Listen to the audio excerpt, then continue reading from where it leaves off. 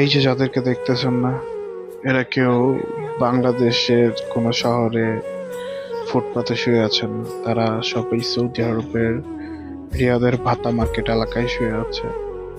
এক একজন লোক 5 থেকে 5.5 লাখ টাকা দিয়ে সৌদি আরব আসছে।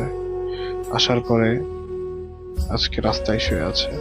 ওই দালালের মিথ্যা প্রলোভন দেখাইছে, কত স্বপ্ন দেখাইছে, আশা দেখাইছে, দেখে তারা সৌদি আরবে আনছে, না তাদের একটা খোঁজও নেয় না। ওই এয়ারপোর্ট পর্যন্ত আইনা দিছে, তারপরে না দিছে কাজ, না দিছে খানা, না দিছে থাকার জায়গা।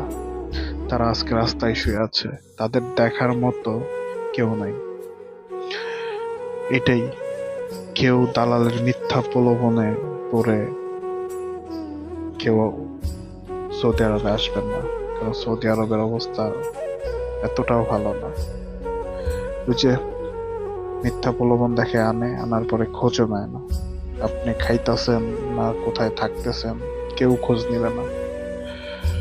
তো এইটাই প্রবাস। প্রবাস মানেই এইরকম কষ্ট।